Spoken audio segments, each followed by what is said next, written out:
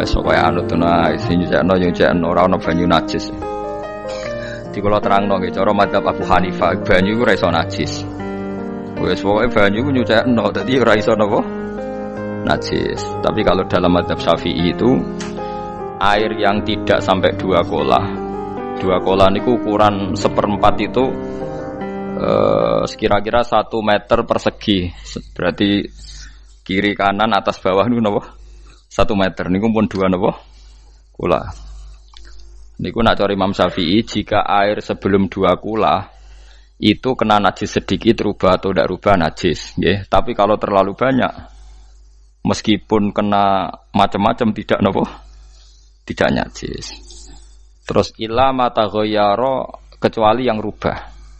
Di misalnya ada limbah, ada kubangan besar gitu yang beribu-ribu liter tapi kok warnanya sudah warna coklat ya kayak tinja macam-macam itu dihukumin apa? Najis. Tapi wis macam-macam malah mazhab dalam air itu. Tapi saya pastikan itu mazhab ulama. Saya pastikan itu mazhab ulama. Kalau teks hadisnya begini nih. Monggo nak jenengan ape latihan ijtihad. Kok menyesatkan ya ora apa-apa, sementing ini latihan. Jadi di Madinah, ini hadis di Musnad Ahmad. Di Madinah itu ada sumur, bukan sungai loh. Saya ulang lagi sumur, bukan sungai. Kalau sungai itu konotasinya kan luas, panjang, mengalir. Ini sumur, bener-bener apa? Sumur. Sumur, ya gedene sumur enggak sepiro. Nabi itu wudu di situ, terus diingatkan ya Rasulullah, itu sumur dulu zaman sebelum engkau datang, sebelum ada Islam di sini, dipakai pembuangan jifah batang anjing dan nyuwun sewu kotoran orang haid. Ya kotoran orang haid.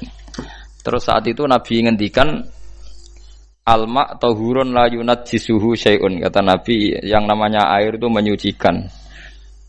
Tidak pernah bisa kena najisnya. Alma tahurun la yunajjisuhu syai'un. Terus Nabi wudu. Ya sudah begitu.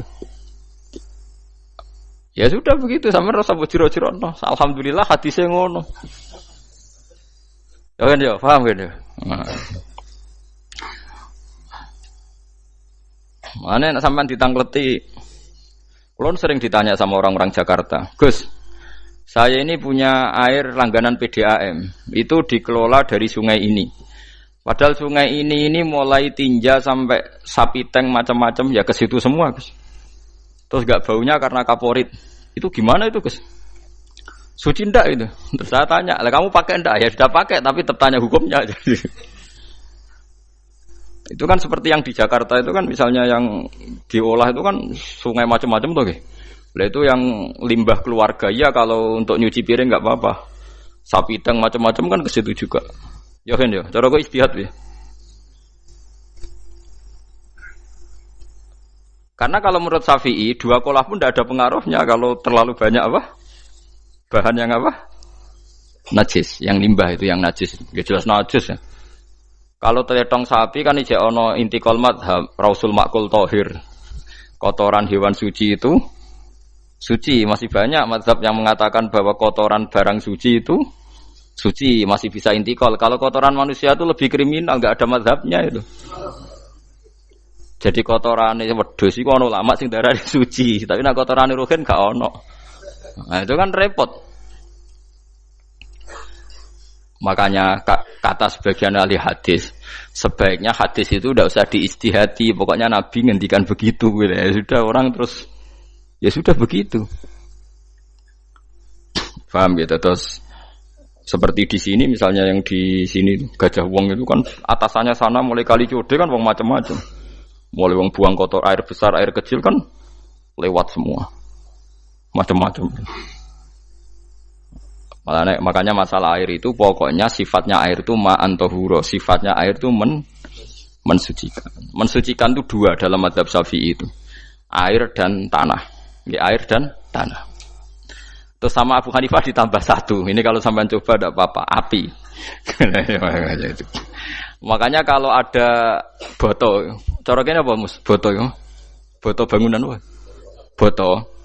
Itu kan kebanyakan kan kadang kan tipak buahan pletong itu kan ya. Terus dipakai boto. Dicampur-campur diulet-ulet. Terus dadi napa? Foto. Cara madzhab Syafi'i tetap najis, dipakai masjid tidak bisa karena sebagian bahannya dari apa? Najis. Cara madzhab Hanafi suci karena sudah dibakar. Karena api itu termasuk alat mensucikan. Alasannya Imam Abu Hanifah, orang yang fasik-fasik itu nanti disucikan pakai api neraka. Berarti api itu bagian dari alat mensucikan. Jadi misalnya Ruhin mau sholat dibakar, sholat suci gitu. Karena api itu mensucikan. Buktinya orang-orang yang masuk neraka nanti sebelum masuk surga kalanya kan disucikan dengan api. Mana ada di neraka disucikan pakai air?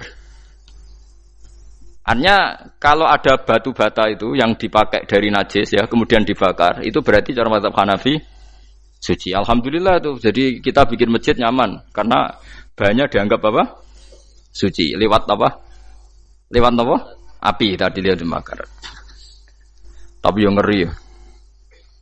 Nggih. Ben sampean ngerti mazhab gitu. Terus saya memang tak niati setiap saya ngaji entah 1 2 tak sisipkan hukum fikih karena fikih ini yang kita alami keseharian. Nggih, fikih ini yang kita alami napa? Keseharian. Makanya saya minta teks hadis tadi jangan rubah. Pokoknya ada sumur loh, tidak sungai. Sumur itu kan airnya tenang, tidak ngalir. Nyatanya Rasulullah sudah dilapuri. Ini batang-batang anjing dan bekas orang-orang haid, kotoran haid itu dibuang di situ ya Rasulullah. Terus Nabi menjawab, alma la yunajjis alma utahurun la yunajjisuhu syai'un. Terus orang-orang Syafi'iyah mentahmilkan dalam bahasa ijtihad itu dianggap itu mungkin sumurnya terlalu besar dan airnya terlalu apa? Banyak sehingga kotoran-kotoran itu tidak merubah warna. Tapi kata yang lain-lain masa yang bener aja gitu, masa banyu diam dimasuki kotoran gitu tidak nopo rubah. Nah itu ya itulah ijtihad. Ijtihad itu ya. Ijtihad itu guyonannya kan gitu. Pendapat saya benar mungkin salah, pendapat Anda salah mungkin apa? Benar. Karena ya sama-sama mirip-mirip itu untuk menganalisis itu. Yang jelas Allah mensifati air itu ma'an tahura, bahwa air itu punya sifat dasar mensucikan. Wah nek cara kula niku asal tidak terlalu ketok najis ngoten niku. Kaya PDAM ngoten niku ngerga ambu taek terus gak ambu apa nek suci ngoten mawon. Tapi kan asal usulnya di sana najis gini. Asal usul barang kok repot. Kula sering dibantai tiang-tiang sing terlalu napa was-was. Tapi jelas saya tahu sendiri. Sapi teng itu ngalir ke sungai gini-gini saya tahu sendiri. Tak jawab, saya juga tahu sendiri dari langit itu langsung air turun. Jadi artinya kalau dia melihat sisi najis ke sapi teng, melihat sisi dari gunung Merapi dari langit kan langsung turun. Jadi kalau eling najis ya, tak eling suci ini kan saya gitu. Dia ngilingi yang sisi najisnya dari apa? Limbah apa? Keluarga. Wa anzalna minas sama'i ma'an tahura. Air itu mensucikan. Nah, terus kedua masalah fikih yang saya jelaskan di sini, tahur itu sifat mubalaghah dalam madhab selain Syafi'i. Saya ulang lagi ya. Kula warai lugat ke. Kalau orang biasa terima kasih disebut syakir, disebut apa? Syakir. Kalau terlalu banyak terima kasih disebut apa? Syakur. Kalau kadang memaafkan disebut ghafir, orang yang memaafkan. Kalau sering memaafkan disebut ghafur. Jadi dalam disiplin lughat kalau wazan fa'ul itu berarti menunjukkan terulang-ulang. Paham nggih apa? Terulang-ulang. Sehingga mazhab selain Syafi'i mengatakan air satu ciduk kan ya. Dipakai wudu, setelah itu mustakmalnya dipakai lagi boleh. Mustakmalnya dipakai lagi boleh. Alasannya fa'ul itu mubalaghah gitu loh. Jadi sesuatu yang terulang. Paham nggih? Saya ulang lagi ya. Tahur itu kan wazannya fa'ulan. Tahuran berarti wazannya fa'ulan. Fa'ulan itu berarti ikut wazan mubalaghah. Kalau ghafir mengampuni, kalau ghafur sering mengampuni. Syakir terima kasih, kalau syakur sering terima kasih. Berarti kalau tahir suci, kalau tahur sering mensucikan. Nah, makanya selain Syafi'i mengatakan air asal suci mensucikan, dipakai berkali-kali tetap suci mensucikan. Artinya tidak ada mustakmal, ya, tidak ada apa. Tapi kalau dalam mazhab kita kan sekali bekas wudu mustakmal, bekas junub mustakmal karena sudah pernah dipakai sesuci. Nah itu mazhab kita. Mazhab Syafi'i. Sama anut di soalnya kalau cerita. Kalau cerita sama nak kedesek nggih nganggo sing gampang mawon. Jadi gampang kan. Ya masuk akal karena memang wazan faulan itu untuk tadi untuk litakrir tadi untuk mengulang kayak ghafir nyepuro ghafurun sering nyepuro. Paham ya? Makanya orang itu kalau zalim itu ya zalim, kalau zalum banget zalime. Makanya disebut Quran wa kanal insanu zaluman jahula. Zalim itu zalim biasa, zaluman banget zalime. Jahil itu goblok biasa, jahulan banget gobloke. Berarti kalau tohuron banget nyuciin berarti diulang-ulang. Makanya mazhab lain mengatakan air itu tidak ada mustakmal. Dan saya kadang ya intikal mazhab begitu. Nah intikal gimana? Coba kalau di hotel itu mustakmal. Hotel itu kan kotaannya cilik tuh kan. Tahu nggak hotel mari rohen. Kotaannya cilik. Terus kalau kita misalnya junub atau apa pakai ciduk itu kan tetap nyiprat Tomus. Nyiprat kena banyu di kotak yang cilik. Jadi kalau gak intikal mazhab pusing kan kita. Iya kan? Terus kemudian intikal lah suci guys. Takoki pangeran, kok mbok bolak-balik intikal mazhab Gusti. Jare sapa jare Gus Pak ngono takoki ngono. Lah kowe muni kowe kok ora takoki malah pusing. Kayak Mbah Khalil Bangkalan itu. Kalau nalkin mayit itu masyhur Mbah Khalil Bangkalan. Tidak nalkin mayit itu. Yo kan yo, aku sibuk urusanku akeh. Takoki malaikat ngenteni Mbah Khalil. Tinggal mire. Sing ngono tok. Nalkin meneh. Ya dia, soalnya nak takoki malaikat marbuka manabiuka ngenteni ketuane. Maksudnya ngenteni dekne. Ya sudah ditinggalin. Ya orang ditakoki wong dekne orang kabudut. Pokoke diwarai kabeh. Nah, terakhir beliau rodok modern. Ngenteni ketua rombongan pokoknya. Jadi nanti yang jawab itu ketua rombongan. Tapi aja tiru kan ngomong takoki malaikat ngentosi Gus Pak. Aku teko tutuki mawon Gusti. Sewen. Yakin muga rukin ngomong ngoten kula ngomong bukan nangkir. Kamu tahu kan tugas standar Anda apa? Ya tugas standare bukan nangkir nutuki iku wis biasa wae. Biasa nutuki takkan apa? Nah itu mungkin bagian guyone wali ku jek mungkin kadang orang itu engkar ndak bisa yaitu tadi piye wae resmi teksnya Allah tu yaumana kullu unasim bi imamihim nanti manusia dipanggil itu per ketuanya bukan per individu kesuwen jadi ada teori itu yang mungkin benar teori itu yang mungkin benar karena kita nanti di mahsyar juga dipanggil ketuanya dulu jadi ya ma'asyarus syafi'iyah terus Imam Syafi'i disuruh maju ya ma'asyarul malikiyah karena ketua ini nanti yang menciptakan mazhab. Karena ada pepatah an-nasu ala dini mulukihim. Manusia itu ngikuti tradisi ketuanya. Lagi coba orang Indonesia mbok bodoh, mbok ora, mbok pinter, mbok ora nggak Abu Bakar ya radhiyallahu anhu. Coba kalau tradisinya Syiah, mungkin Abu Bakar laknatullah alaihi kan gitu. Ya kita tidak tahu begitu. Akhirnya kita ketiban apik karena menghormati apa? Sahabat. Artinya ketua itu penting, menciptakan suasana ketua itu penting. Coba kalau tanpa ketua, mungkin kita tidak punya tradisi. Makanya yang dipanggil itu ketuanya. Paham? Makanya sampean milih ketua itu yang benar. Setidaknya orang ikhlas. Misalnya rapati benar, penting ini ikhlas. Ngeri itu kalau pas sampean dipanggil nunjuk ketua itu. Kemudian ketua partai, wah panggil pangeran bingung sampean. Ketua sopo nyebut ketua partai. Ketuane partai dia celuk pangeran Melayu. Wah, ngadepi pangeran meriang tetep. Paham gitu. Jadi nanti sampean itu ditanya itu lewat nopo? Lewat nopo? Ketua. Terus ketua nanti itu ngecek ada nur yang dipakai alamat dia ngikutin ndak. Nah, yang paling ngeri ya termasuk Rasulullah. Rasulullah itu nanti pakai standar itu. Inna umati yut'auna yaumal qiyamati hurran muhajjalin min atharil wudu. Itu kan ada tanya jawab sama sahabat. Kata Rasulullah, kamu tidak usah khawatir kalau saya meninggal. Meninggal saya itu baik. Hayati khairun lakum wa mamati khairun lakum. Saya hidup di antara kalian ya baik, setelah saya meninggal juga baik. Ya Nabi ya unik.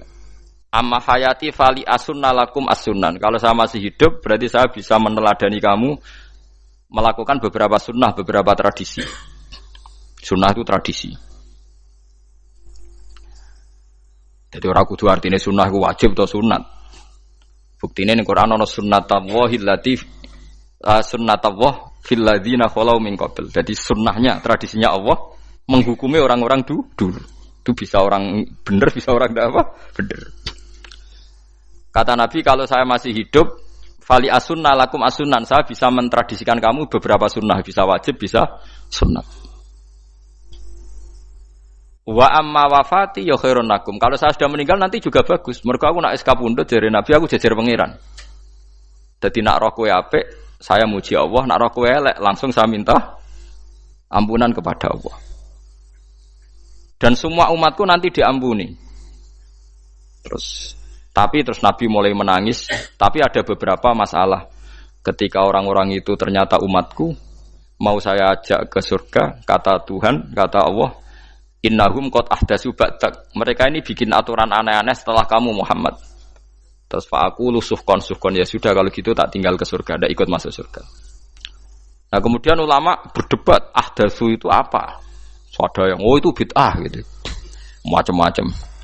Kalau ulama Sunni ahdatsu itu ya bid'ah ibadah mahdhah. Jadi misalnya orang melakukan sholat zuhur kok 6 rakaat itu kan wong nganggur papat kesel kok malah muni 6 itu loh. Utawa duhur kok mau 3 rakaat itu kan ya itu bid'ah. Karena ibadah mahdhah. Tapi kalau masalah sosial itu fleksibel. Fleksibelnya adalah misalnya dulu Nabi naik unta, orang yang anti bid'ah juga naik Innova. Padahal dulu naik unta. Orang-orang yang poligami itu ya tidak nunggu istri pertama mati. Padahal dulu Nabi poligami setelah Sayyidah Khadijah meninggal. Ya mereka baik-baik saja. Alasannya poligami sunnah Rasul. Padahal nak detailnya sunnah Rasul poligami setelah istri pertama meninggal. Jadi kayak Ruhin itu belum boleh. Istrinya kan masih hidup 2 dia. Tapi sudah.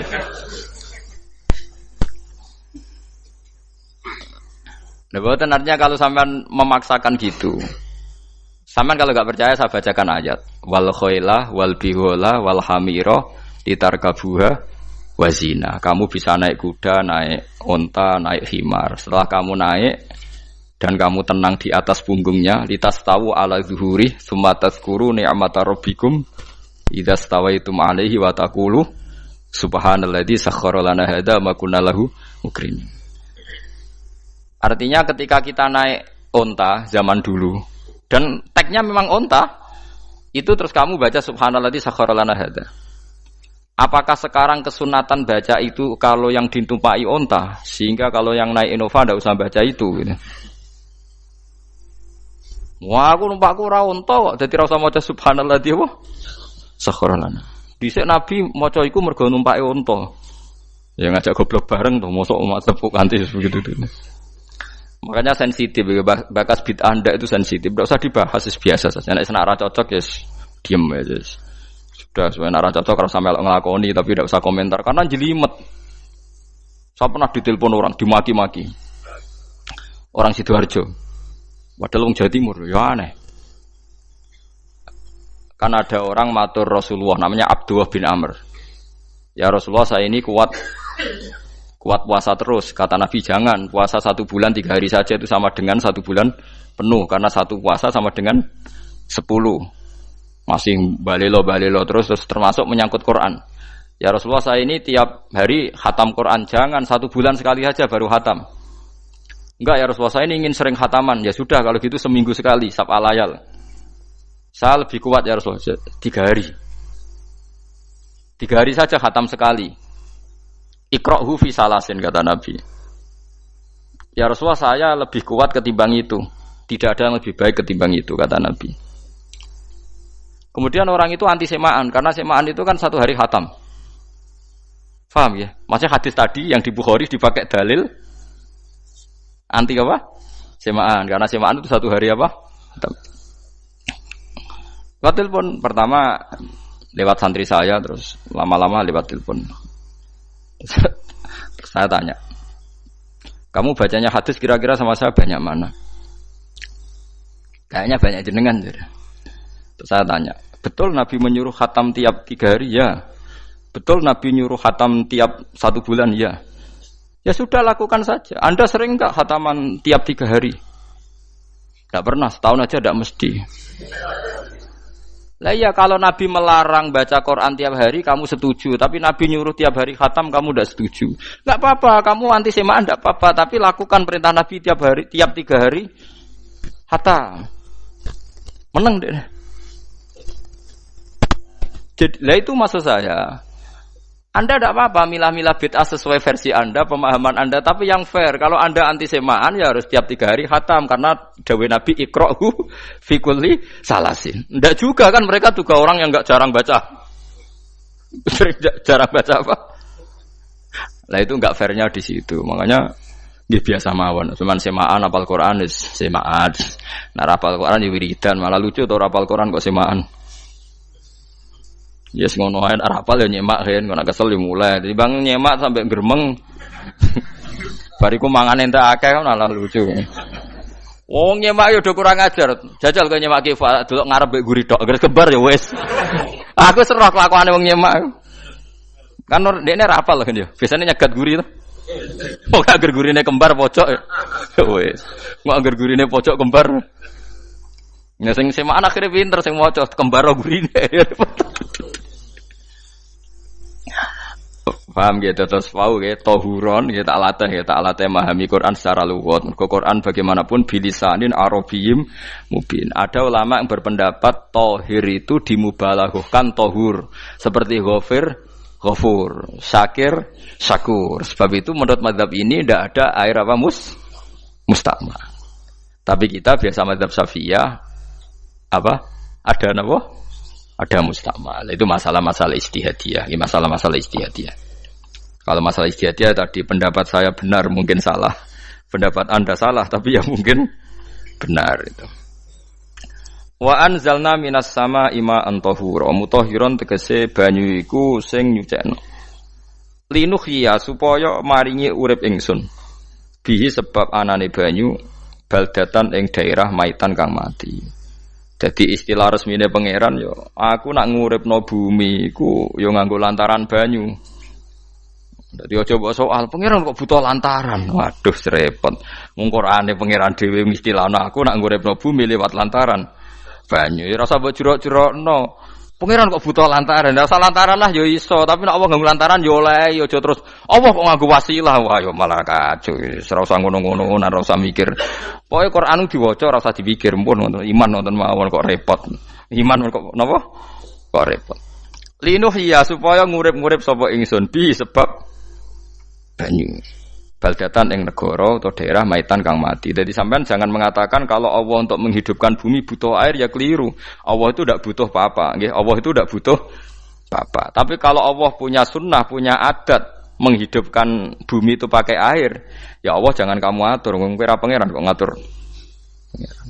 Itu kan ada cerita di kitab-kitab itu termasuk di Ihya itu. Nabi Musa itu sok dekat Allah. Jadi enggak mau mimik obat. Membuktikan bahwa Allah itu tidak butuh wasilah. Aqaqir itu maknanya obat-obatan yang dari herbal itu bahasa Arabnya apa? Al-aqaqir. Dia setiap konsultasi sama dokter disuruh minum herbal itu. Enggak mau dia. Enggak, saya akan disembuhkan Allah langsung, enggak usah lewat obat apa herbal katanya. Tiap dokter ditanya jawabannya sama. Oh, dokter goblok. Kamu belum tahu ya kalau Allah itu tidak butuh wasilah. Malah marah-marah dia tuh. Akhirnya dia konsultasi langsung ke Tuhan. Apa betul ya Allah saya butuh minum aqaqir? Terus lah kata dokter gimana? Karena herbal itu fungsinya gini-gini. Terus Musa sing gawe fungsi herbal ngono iku sapa? Nggih jenengan. Lah yo aku gawe fungsine ngono kowe ngombe kok ora gelem. Sing gawe ku ya aku. Jadi sing gawe bodrek ku nak kowe ngelu, bodrek mandi sing gawe ku ya pangeran, rumangsamu sapa? Sing gawe ruhe nak bar kelon lega ya pangeran. Mangsamu sapa? Omane bojone ayu kan. Ah, sing wis pangeran ora usah aku isin gengsi, ora usah ngono. Lha muni elek dibanding bojone ning swarga, nek ning donya ya ayu, nguruhin ya diselera kok udarane. Paham gitu. Terus itu masalah yang enggak akan selesai ila yaumil kiamah. Jadi ada cara pandang langsung Allah itu ya bisa. Tapi misalnya ada sunnatullah ya jangan kamu tentang, termasuk Nabi Musa akhirnya Nabi Musa mau minum, setelah minum sembuh. Terus ketika sembuh diberitahu Allah, memangnya kenapa kalau minum obat itu? Obat itu ada khasiatnya yang bikin juga Allah. Kok kamu hindari itu alasannya apa? Wong yang bikin juga Allah. Makanya kalau kamu percaya wasilah, kalau terpaksa percaya, kamu harus yakin bahwa nomor satu adalah Allah Subhanahu wa Ta'ala. Kalau kamu takut orang itu syirik, ya gak apa-apa, kamu lawan, harus kamu lawan. Memang selera kamu begitu. Kamu harus tidak usah ikut pakai, wong kamu khawatir, tidak apa-apa. Jadi sing khawatir syirik, ora usah nganggo ali-ali, ora usah nganggo ake. Tapi sing seneng dagangan, ya nganggo. Ora usah jimat-jimatan, ini hati napa booming ngoten mawon niati dak. Kulo nu diakek larang sedurunge rame-rame akek. Barang akek kerame terus mboten kula nggo. Wah, darani murah repot. Nggih kula mboten sombong. Dulu akeknya bapak itu zaman Bapak Sugeng tuh pernah ditawar ditukar mobil. Zaman itu mobilnya harga 60 juta. Dan itu wasiat bapak untuk saya. Saudara saya sepakat itu untuk saya. Dulu kadang-kadang tak pakai. Setelah akek booming terus dikira ini yang gelondongan berapa kilo. 25.000 muruah camah cara Jawa camah tidak pernah tak pakai. Saya yakin ikut turun itu aki-aki yang mahal itu karena dikira yang produk ya yang masal itu yang itu. Paham gitu tuh sampean biar tahu duduk perkara ini. Jadi tohur ya tohuron itu sifat mubalaghah. Tapi kalau dalam mazhab Syafi'i tohur itu ismul alat. Jadi tidak maknanya mengulang-ulang sehingga Imam Syafi'i tidak membolehkan wudu pakai air apa? Mustamal. Lah menurut hadis kayaknya benar Imam Syafi'i secara lahir. Karena Nabi ngendikan sisa air wudu itu membawa dosa Anda. Kata Nabi, jika seseorang wudu maka kotorannya keluar dari ajfan, dari pelapuk mata, dari apa sampai keluar dari mimbaini adzofirih, sampai keluar dari bawah-bawah apa? Kuku. Sehingga kalau air ini sudah membawa kotoran dosa Anda, berarti air ini kan sudah menjadi air kotor. Andai kan Anda mukasyafah, maka air ini sudah penuh dengan kotoran. Enggak mungkin air yang sudah penuh kotoran dipakai wudu lagi. Itu cara berpikir Imam Syafi'i. Ya sampean ikut mana ya? Ya gampang kan kalau keadaan normal ya ikut Syafi'i, kalau air banyak, kalau tidak normal ya ikut mazhab yang lain. Kan gampang. Gitu aja kok repot tuh. Ya itu pentingnya orang ngaji ya di situ tuh harus banyak pilihan. HP kartune loro masa madzhab musito. Gitu. Ya pokoknya gitu.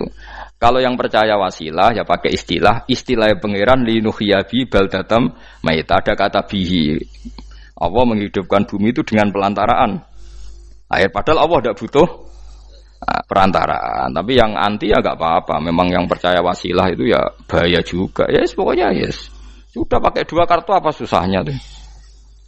Ya enggak apa-apa. Asal ada ilmunya. Ya, tidak karena emosi. Memang ada apa? Ada ilmunya. Linuh ya bihi baldatam maita. Wanus qiyahu. Lan nyirami ingsun yastawi podo baldatam maita bitakhfifi lan takhfif maita, maksudnya buatan mayita tapi napa maita. Yastawi podo fi ing dalam dawa maita napa al mudzakkar muannas lan muannas. Zakkarahu mudzakkarna sapa Allah taala hu ing dawa maitan bi tibaril makani kelawan diitung tempat. Maksudnya maitan. Wanus qiyahu meniku masalah nahwu. Lan nyiramno ingsun hu ing banyu ilma ategese banyu mimma sing perkara kholakna kang wis gawe ingsun gawe siraman aman ing pira-pira raja kaya kewan ibilan tegese unta wa bakaronan sapi wa namanan wedhus wa anasi lan pira-pira manusa kasiron kang akeh. Iki unike Quran, kadang kewan mbek manusa iku dibakas dhisik kewane. Engko nek ndelok dosa mbek ora ya apik kewan. Tapi nek ndelok diakal mbek ora ya apik manusa, tapi nek didelok manusa mbek kewan iku dosa ndi? Dosa manusa. Mulane nek salat istisqa iku kesunatane gawa kewan. Lho nggih tenan mboten guyon, sampean delok kabeh kitab fikih nek salat istisqa kesunatane iku wong kon gawa apa? Kewan. Tapi aja kethek lho ya. Contone ngono iku ya kaya wedhus sapi, ngotos koyo kethek ula bulus wah, malaikate bingung wah. Maksudnya kewan tapi aja bulus, kethek ula. Mulane teng daerah mriku, teng daerah sarang nate kekeringan. Bareng kekeringan tiang salat istisqa ono sing nggo sapi, nggo wedhus. Delalah bar salat istisqa iku udan. Tapi kula seneng mbek kiai ini. Pas udan kiai ini ngendikan itu. Kowe aja GR nak udane krana kuwi ya krana sapi mbek wedhus iku. Mergo ora duwe dosa, mergo ora duwe apa? Dosa. Lah yaitu agama. Agama itu kita ta'abudi. Wong kita jare makhluk paling terhormat. Tapi nyatane nak istisqa butuh bantuan kewan. Itu kesunatan istisqa ngoten to. Tem mriki ngoten mboten. Do nuntun wedhus to. Napa? Mboten sing tek teng kitab-kitab Pak Sami to. Kan go kewan kan? Ya, tapi ya soal kewan kok iso mbayakno. Wah, lah nek wong pasar ngasem mbok gowo mulai ular kobra macam-macam malah repot. Ndak ini menunjukkan nggih karena manusia iku akeh dosane. Mulane jemben teng ora-ora mahsyar iku manusa ora kepengin apa kewan ora kepengin dadi manusa tapi manusa kepengin dadi kewan. Makanya nanti ketika ngadepi hisab gak kuat wa yaqulul kafiru ya laitani kuntu napa turaba. Maksudnya kuntu turaba ya Allah saya jadikan kewan sing di akhir segalanya didhawuhi Allah kuni turaban. Kamu sekarang cukup jadi turab. Intine manusa sampeyan teng ora-ora masaru bayangno kaya kewan sing akhir hayate mau didadekno napa lemah.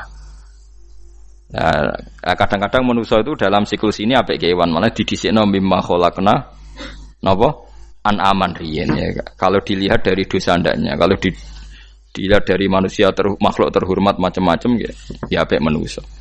Wa anasiya lan pira-pira manusa kasiron kang akeh. Jamu insan ente lafat anasi jamu lafat insan. Wasuhu te asline lafat insan iku anasinu. Faudilat moko digenti apa anunun digenti ya aning ya. Wa timat lan dene sopno fiha ing dalem ya apa enggang dalem ya apa al ya'u ya. Maksudnya ya sing sangka nun diidghamno be ya asli.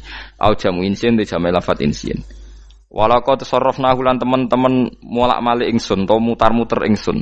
Hu ing ma'il ma'atik sebanya bainahum antarane wong akeh liat zakaru supaya gelem eling sapa ngakeh. Asluhu ya tadzakaru.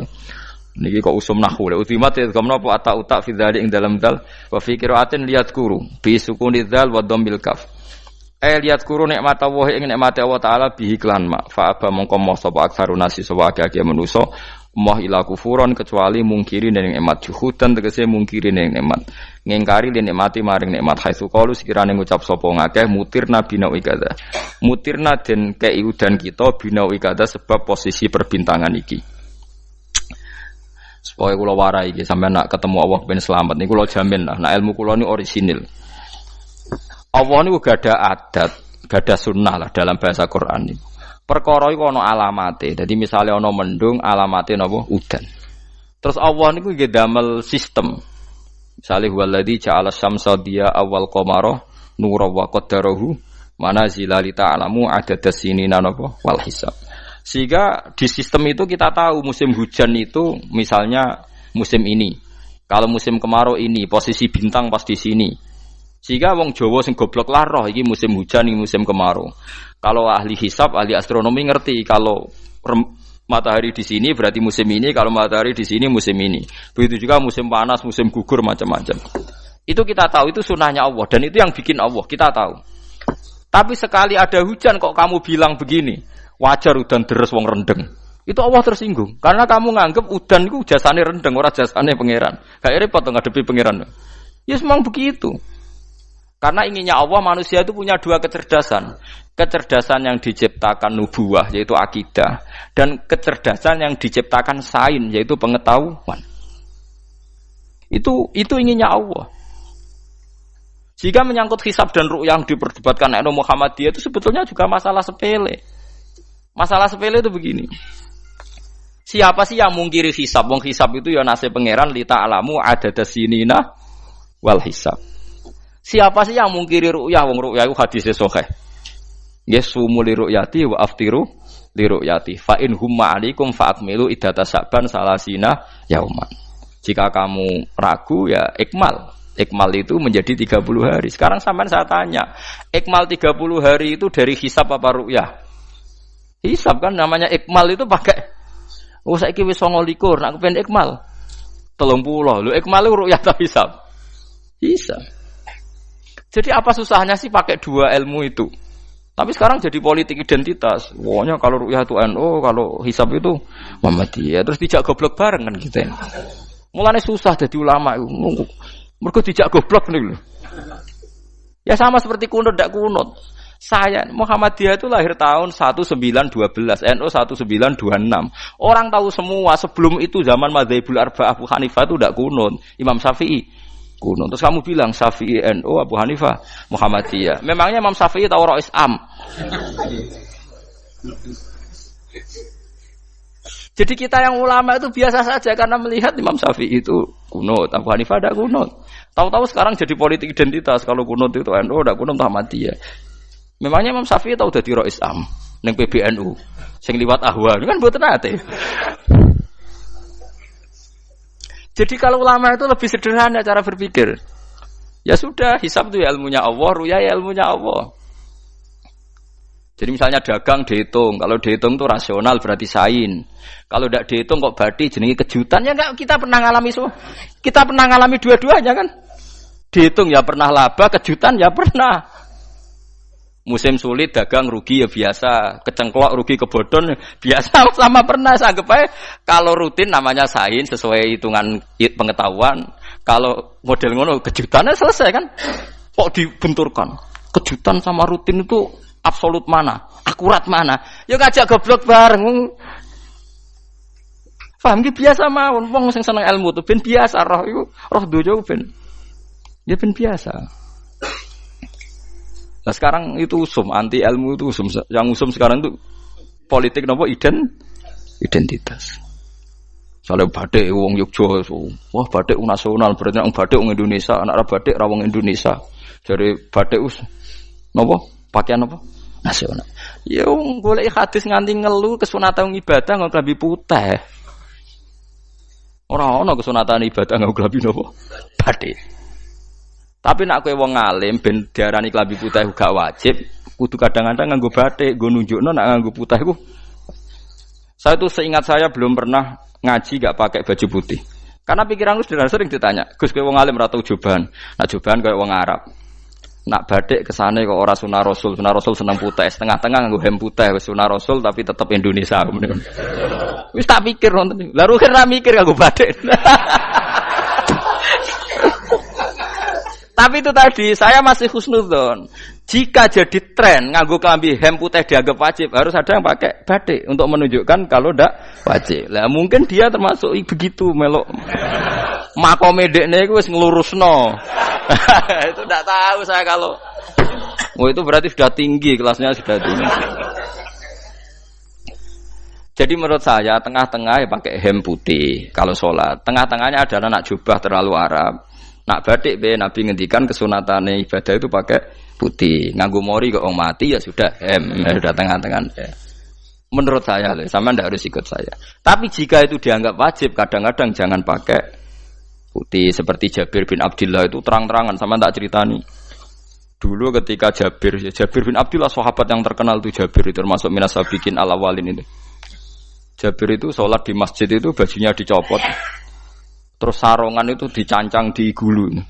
Kayak wong kuno-kuno. Sarongan sitok dicancang di gulu. Bawa baju diletakkan di soko masjid. Setelah itu orang tabiin melihat dia secara sinis. Tabiin itu generasi setelah sahabat. Marah-marah ketika dimaki, masa engkau sahabatnya Nabi sholat Bisau bin Wahid pakai baju satu ditancang bisa. Terus Jabir mulai cerita. Kamu jangan bilang pakai serban itu sunat. Kamu jangan bilang pakai jubah sunat. Bagaimanapun menjadi sunat karena kamu punya. Sehingga kamu bilang sunat karena kamu punya. Dulu kita zaman Rasulullah masih hidup, kita semua itu tidak punya baju, punyanya satu. Sehingga Nabi tidak berani mensunatkan pakai baju dua, kesunatan serban. Karena kita hanya punya pakai baju satu. Kita harus mikir bagaimanapun di antara kesunatan itu karena kita mampu. Setelah tidak mampu, tidak ada sunat. Terus Jabir mulai marah-marah, termasuk yang diceritakan. Kalau kamu bungkus orang mati gimana? Ya tak bungkus utuh sampai sikil bedase ra ketok. Ya kan ya, nek ngene wong mati dibungkus sempurna tuh. Nanti kok pepes itu ya dibungkus, terus bariku lagi dibuka raine ya. Ya Mus. Sing mudin-mudin rai ya. Terus Jabir cerita. Cara kowe wajib ta ora jare Jabir? Nggih wajib. Ya wajib mergo iso. Terus dia cerita, dulu Sayyid Hamzah, dulu bapak saya Abdullah Jabir bin Abdullah. Itu saking enggak adanya baju. Itu nak ditutup sirahe mbek sarong, mboten kafan. Iku ketok sikile. Nak ditutup sikile ketok sirahe. Akhire do matur Kanjeng Nabi kon nutupi sirah waj'al ala rijlihi sayan min izkhirin. Akhire sing sikile ditutup suket. Saking gak anane baju. Kowe saiki Islam wis jaya kecangkeman sithik-sithik muni sunat wis dimaki-maki mbek Jabir. Wis meneng jar. Terus terakhir ngendikan ngene, aku nglakoni iki liyaronil ahmak misluk, pancen tak jarak aku salat ngene iki bento-bento kowe ben roh. Nak dhisik sejarah Islam ngene iki jar. Liyaroni al ahmak misluk, ahmak ku bento sing level tinggi, medium men. Itu ulama betul ya begitu. Saiki wong Islam jog tuku kurma gampang, sithik-sithik buka nganggo kurma, sunah Rasul mergo nganggo kurma. Ya perkarane ke kelar tuku, zaman kene Gunung Kidul melarat nganggo apa? Aneh-aneh iku. Makanya di fikih jelas, nek iso kurma, nek iso asal manis, nek iso asal gak nyolong titik wis. Kok cek repote hukum. Bagaimanapun kowe kecangkeman muni sunan mergo mampu. Zaman kira mampu ora muni ngono padahal hukum iku wis dhisik-dhisik. Hukum itu baru apa sudah kemarin-kemarin? Wis meneng ae. Kula ge sering, ngger kula kan kiai, ngger but poso sering sowan kathah. Kadang sing sowan luwih mlete timbang kula. Gus kurma Gus, nggo apa? Nggih sunah Gus. Ah sunah mbahmu pangan kowe. Oh kiai mbok warai ra sopan. Aku nak buka aku tegan. Wah aneh-aneh ya. Namun di sunah dia ora usah kecangkeman. Lagi buka kurma pirang tahun, lebih kali tahun Gus. Umur piro? 40 Gus. 38 tahun gak anggo sunah lagi 2 tahun gegere gak karuan. Biasa saja. Dulu Nabi itu ya biasa. Nabi kalau zaman ngendikan yang ngeper sampai 4 kali. Kalau gak mampu ini, kalau gak mampu ini. Nabi kalau ngendikan ya gitu sampai diulang-ulang. Karena Nabi tahu tidak semua umatnya gampang mendapatkan itu. Misalnya kafaroh puasa 2 bulan nuntut, kalau tidak bisa ngasih makan orang miskin sekian, kalau tidak bisa gini sampai habis. Kulo ma'rufin sedekah, kalau tidak bisa ya Rasulullah firsana satin, sampai ludus gak bisa sikit tamrotin. Kalau gak bisa fabi kalimatin thayyibah, cangkem sing apik. Nak ra iso sementing aja merengut. Terakhir walau bitol qatin apa? Wajin. Itu lama mewarisi sekian kebaikan yang diajarkan Nabi, tidak terus dipatenkan satu ngel-ngel wong akeh. Kono apa ngekek kurma kok khutbah bareng sumpah. Wes pangan dhewe entekno. Ya ana sing sabar, wis kula tobat Gus mun mboten ngomong-ngomong ngono ya. Ya biasa saja kalau ingin sunah-sunah biasa saja. Dawe Nabi wal qasda tabluhu. Kamu itu yang biasa saja. Biasa itu ya standar saja. Ya biasa. Jadi Nabi dulu kalau melakukan sunnah itu biasa. Sunnatun sanaha Rasulullah sallallahu alaihi wasallam. Ini sunnah yang dilakukan Nabi. Tapi di luar yang azimah. Azimah itu yang wajib atau fardhu ain itu sahabat biasa. Karena bagaimanapun kita bisa begini karena mampu. Seperti Jabir tadi, orang bisa sholat pakai serban, pakai jubah karena mampu. Zaman Nabi awal Islam. Sama lihat Bilal, ada nak belodor gitu tuh. Sama lihat film Umar atau film-film Bilal. Itu memang nyata dulu itu la yajidu ahaduna illa thawban wahidan. Enggak ada yang kecuali punya baju apa? Sama dulu film-film, mulai versi seneng kitab sampai versi film itu sama. Bilal nak adzan ya blodor. Ora adzan di blodor gak sopan. Oh memang ya duwene klambi mok sitok iku. Adlok ceritane Sa'labah bar salat salam langsung melayu. Berkali-kali yang bersalam melayu. Jebule apa genta kae ya salah bang bersolat ora widen mlayu kenapa saja takoki ya Rasulullah takoki Nabi salah bah kata sahabat-sahabat kowe nak salat bar mulai langsung mlayu ya Rasulullah kambi kula namung setunggal istri saya di rumah aja utuh iku saking ndak adanya baju saiki nang sunatno kon ya begitu. Makanya ketika Sayyidina Umar idza ausa Allah fa ausiu. Nanti kalau sudah jembar ya jembar. Nak lagi ruwet ya ruwet. Ya sudah biasa saja. Paham ya? Jadi kalau suwun misale malah yudraku kullu la yudraku napa kullu. Kalau tidak bisa semua jangan sama sekali. Jadi misalnya kita tidak bisa jubahan, tidak bisa serbanan mergo ora wong Arab. Supaya saya ndak keriting jubahan kok tonggo ya guyu. Paham ya? Wah aneh ngono. Kemudian nek ora kaji kok jubahan malah digugat wong akeh. Ya sudah pakai hem putih saja. Yang penting dua semangat sunnah putihnya misalnya. Ya tengah-tengah gitu. Tapi kalau kira-kira dianggap wajib ya kan ganti badik kayak Ruhin itu. Itu makomnya sudah itu tadi sudah tinggi sekali. Ya Nabi itu kan misalnya Nabi nyifati rambut yang baik itu yang lurus ngombak gitu. Sifatnya Dajjal itu keriting. Tapi yang keriting ya enggak apa-apa. Bukan berarti wah keriting mirip Dajjal janda gitu. Ya itu kan Allah menunjukkan kekuasaan. Nanti kalau Allah bikin lurus semua dikira enggak mampu bikin yang keriting, ya sudah dibikinlah yang keriting. Ya sudah gitu biasa saja buatan berlebihan. Paham gitu. Jadi Nabi itu kalau ngendikan seingat saya ini hafal banyak hadis. Kalau ngendikan tuh sampai berkali-kali. Itu tadi mulai kalau sedekah pakai ini, kalau ndak mau ini sampai mulai firsana satin sambil wedhus ijek larang walau bisi kita mro separone kurma masih kadang ndak mampu fabi kalimatin thayyibah enggak mampu lagi ya soalnya tak sedekah walau bitol qoti wajin sedekahlah meskipun dengan ceria.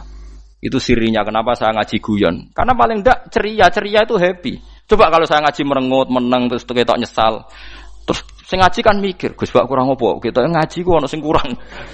Oh, terus sing kedonya nafsir wah paling kurang sangune. Wah jadi repot. Mulane kula ngeten wis tak pikir, mangsa ora tak pikir. Guyon kula mek sampean nangis mbon ndi ganjaran akeh ndi. Mergo guyon kula bi ilmen nangis sampean mikir utang. Jadi terakhir sedekah talqati wajhin, wajah yang ceria, yang happy. Kowe iki happy kan yo seneng, paling gak mikir nasibe kan. Kiai iku happy ben wis. Jajal misale kiai kok rogen sumpeng maca kukar kukur, bariku angop. Bariku kukur meneh. Kan wong mikir. Wayahe tanggale bayar apa piye kredite. Waduh. Apa wayahe ditarik sepeda motor kan orang terus menafsirkan macam-macam. Sing elek sing wong alim mulai nafsiri paling tertipe ra iso. Wah, paling elek. Ya nek wong alim kan ana ukur-ukur mesti nek sing suudon kan paling macane bingung terkipe ngono. Ya macam-macam lah sesuai asumsi napa. Jadi kula suwun lah sama nek dadi kiai nek ra iso sedekah macamnya terakhir ceria. Mergo Nabi ngendikane terakhir tasaddaku walau bitol qoti wajhin. Bersedekahlah meskipun dengan keceriaan napa muka atau wajah. Namun kalau itu Nabi diulang-ulang. Jadi kalau ngendikan tuh diulang-ulang. Sekarang tuh orang mau mendorong sunnah Rasul itu satu. Ya berat bagi yang nggak bisa melakukan itu apa? Yang nggak bisa melakukan itu apa? Berat. Jadi dibacalah hadis itu dibaca utuh. Ya bukan kita apa ya mau sekolah kepingine kabeh umat Nabi itu happy. Mergo selama itu tidak maksiat berarti anut ajaran Kanjeng Nabi Muhammad sallallahu alaihi wasallam. Ma khuyira Rasulullah baina amrayni ilakhtara aisarohuma malam yakun isman. Rasulullah itu tidak pernah disuruh milih dua hal yang berbeda kecuali milih yang paling gampang. Asal itu tidak barang dosa. Itu hadis muttafaq alaih. Ma khuyira Rasulullah baina amrayni ilakhtara napa aisarohuma malam yakun napa isman. Jadi Nabi itu tidak disuruh milih dua hal, mesti milih yang paling gampang asal tidak nopo dosa. Makanya Nabi kalau ditanya ya Rasulullah sampean nanti tawaf pakai unta apa ndak? Kesel ndi? Nggih kesel melaku, ya naik unta saja. Makanya Nabi kalau tawaf dulu pakai apa? Unta. Terus saiki mulane Arab Saudi PG MRT mergo dhisik Nabi unta terus saiki nganggo napa? Kereta lingkar. Sekarang baru diperdebatkan. Cek kurang ajar itu sebenarnya no tamu spesial, misalnya pejabat negara sebenarnya atau tawaf numpak kereta muter. Diarani rasah dhisik Nabi numpak unta, diarani sah cek kurang ajar ning dhuwur. Terus sampai angop-angop terus tawaf. Sampeyan muni sah ta ora ya, jajal. Muni rasah Nabi dhisik tawaf.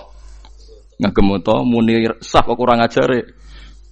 Wah, ya misalnya numpak kereta asenan anggap sithik-sithik sebeng 7. Ya kurang ajar juga. Saat ini lebih diperdebatkan, tapi ya mbok sing bakas ngono ben ngerti hukum sampean ben ro anak kiai iku bingung ulama yo mikir hukum. Iku ketok ceria kula, sampean ora bingung ora ceria. Fa aba mongko sapa aksarun nasi sapa akeh manusa mo ila kufuron kecuali ngafirin nikmate Allah juhudan tegese ingkar li nikmati maring nikmat haitsu qalu sekirane ngucap sapa kufar mutir nabi nawi kada mutir nadien kaeringi udan kita binawi kada sebab posisi bintang sing ngene iki walau syi'na la ba'atsna fi kulli qaryatin nadhira Walau sina umpama ngersakno ingsun Allah la ba'at naliktine nugasno ingsun utawa ngutus ingsun fi kulli qaryatin ing dalam saben-saben daerah desa nadhiron ing wong sing ngelingno. Umpama wong ngersakno kabeh desa ya nabi, tapi kok kakek nabi malah repot kan. Yukhawifu kang ngekeki peringatan sapa nabi ahlaha ing penduduk Qaryah. Walakin ba'asnaka tetapi ning ngutus ingsun ka ing sira Muhammad ila ahlil qura maring kabeh penduduk kuliah sekabehane ahlil qura nadhiron khalidati nadhir khalidati nabi liya'zuma supaya gedhe apa ajruka ganjaran sira. Tapi kabeh nabi niku nggih pokoke Allah mampu mawon tiap desa dikai nabi, tapi Allah ndak melakukan itu, cukup nabi sitok terus kabeh iku nanut Nabi Muhammad sallallahu alaihi wasallam. Mulane ana guyonan wong Arab wong Jawa apik endi? Apik wong Jawa aja. Ke wong Arab iku cara obat iku dosis tinggi, mulane dikirimi nabi. Wong Jawa cukup mudin, cukup kiai wis Islam. Dadi rapati salah lah. Penyakitnya ringan, jadi diobati kiai iku wis dadi iman. Nah wong Arab kudu napa? Nabi. Berarti penyakit berat mbek ringan apik endi? Apik ringan, mulane jare kiai Jawa kita apik wong Jawa kus mbek wong Arab. Mergo ora butuh napa? Nabi. Berarti dosisnya kan kecil ya, rendah. Sauni-unimu. Wong bingung, ngono kok omongane wong napa? Bingung. Lha opo nganalisis ngono barang. Ya wong nganggur iku repot terus. Fala tuti mongko aja nurut sira al kafirin ing pira-pira wong kafir fi hawahum ing dalam hawa nafsune kafirin. Dadi kaya aja anut wong kafir ning menyangkut hawa nafsu. Tapi nek menyangkut kebaikan wong kafir sing kita kadang kalah baik dalam hal sosial ya malah Allah kadang melehno kita mergo kok kalah mbek wong kafir. Nggih misale ngeten ngene makanya Imam Suyuti nafsiri falatutil kafirin ai fi hawahum dalam hal yang bersifat hawa napa nafsu. Misalnya begini saya contohkan Allah melehno wong mukmin. Ada sahabat ketika perang itu tangannya terputus, kakinya juga terputus. Terus matur Rasulullah, ya Rasulullah gara-gara perang derekno engkau saya tangannya putus, kaki saya putus. Ternyata tidak diapresiasi sama Allah, malah disalahkan. Gini kok Allah terus nurono ayat iyam saskum korhun faqad masal qoma korhum mislu. Jika Anda luka karena perang, orang kafir pun luka. Wong kafir, wong gento wae wani luka demi kekafiran, kok kue wong Islam jare demi Allah ora wani luka.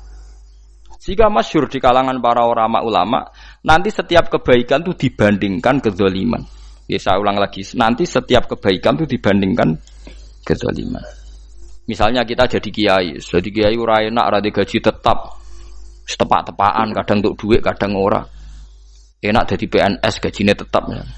Nanti kita disalahkan Tuhan. Pedagang narkoba itu gajinya juga enggak tetap. Risikonya tinggi, ditangkap polisi, hukumannya mati, itu saja berani. Kowe nyai trimo ngono ra wani. Kowe tahajud kanyeben, bengi-bengi tangi tahajud kanyeben. Tukang maling ayam bengi-bengi tangi nyolong. Risikonya tinggi ya anyep wani. Jadi nanti kowe di depan Tuhan dimaki-maki, kesalehan kita akan dibandingkan kezaliman. Lan ana wong saleh diutangi dhuwit ora oleh medhit, sampeyan dibandingno. Maling mbek maling utang-utangan, wong saleh ora utang-utangan. Ya memang begitu. Nah itu yang dimaksud ayat intakunu ta'lamuna fa innahum ya'lamuna kama ta'lamun wa tarjuna minallah ma la yarjun. Jika kamu merasa sakit karena berjuang demi agama, orang-orang zalim juga sakit karena kezalimannya. Toh mereka berani. Coba jadi kiai bandar narkoba resikonya tinggi mana coba? Resiko jadi bandar narkoba. Antar geng narkoba juga musuhan, takut ditangkap polisi. Jadi kiai paling ngomong hasud sidik-sidik. Paling wong ngrasani. Kiai iso ngene omong tok ora iso nglakoni paling gitu. Padha kiai ini paling hasud. Ya sidik-sidik lah, paling serek. Kalau bandar narkoba gak cocok nembak. Karena rivalitas mereka ekstrim. Sehingga kalau sampean cemen jadi kiai nanti ya diingatkan Allah dibandingkan orang apa? Zalim.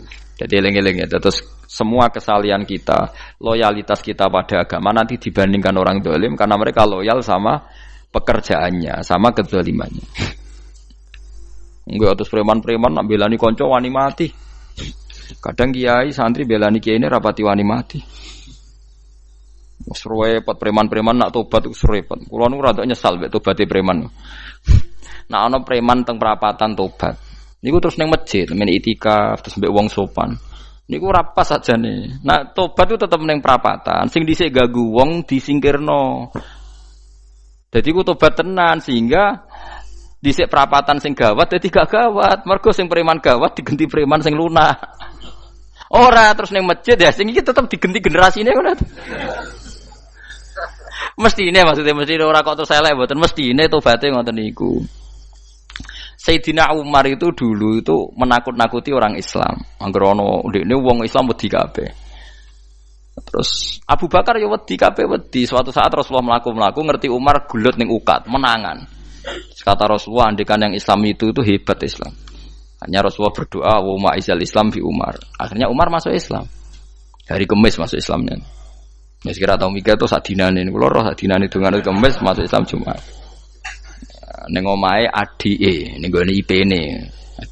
Mergo diwacana Quran surat Toha. Bareng Islam metuki Nabi, mohon walhasil bar Islam teng Zaid bin Arqam ning mbene Nabi terus langsung marani omahe Abu Jahal ora terus ning masjid menenge mboten langsung marani Abu Jahal. Angger keganggu Nabi tak pateni. Bariku marani Abu Jahal, aku saiki wis Islam iki ganggu Nabi tak pateni. Gentenan wong kafir sing dhelik. Paham nggih? Dadi enak lho maksudnya. Lah misalnya terus Umar dadi sopan santun terus ketemu wong dilo, ketemu Abu Lahab monggo dari akhir. Wah. Kacau. Artinya enggak ada perubahan kan kalau gitu. Lan Ruhin mantan preman mboten kok tobaté ning kene ora roh kok. Mboten harus kiai dene. Mestine ngoten. Makanya Wahsy itu yang bunuh Sayyid siapa? Hamzah. Karena dia disuruh Hindun itu istrinya Abi Sufyan itu. Itu setelah membunuh Sayyid Hamzah dan dia Islam. Dan Nabi tidak siap melihat wajah Wahsy. Sumpahnya Wahsy apa? Saya bersumpah akan membunuh orang paling dibenci Rasulullah. Sebagaimana saya pernah membunuh orang paling dicintai Rasulullah. Terus tobatnya dia mateni Musailamah al-Kadzab. Wong sing ngaku Nabi ngarang Quran. Itu tuh sing mateni sinten? Wahsy. Jare Wahsy sebagaimana aku pernah membunuh orang paling dicintai Rasulullah. Tobat saya membunuh orang paling dibenci Rasulullah. Lah misalnya terus Wahsy tobat, terus sampean nyapu masjid, terus gak duwe selera tarung. Zaman kafir tarungnya tenanan, bareng Islam menyapu masjid. Bariku ngiseni dingin terus bareng dijak perang wedi wae repot. Ya niku ide kula tapi ora usah nglakoni. Nek mau cerita ilmu sampeyan ora kudu nglakoni. Ya tugale wong preman brah-brah. Blojo narkoba entek akeh dilakoni, nggo judi diakoni. Sewengi orang preman itu kalau judi 2 juta 3 juta loh. Bareng tobat ngoboni masjid 10.000. Padahal donyane jek akeh. Mestine tobat yo. Saya zaman judi semalam 3 juta. Sekarang kalau pengajian atau ke masjid semalam 3 juta 100 lah minimal diluwai. Ora ya malah pas tobat nglebokno amplop masjid yo 10.000, kadang 2.000. Repot-repot.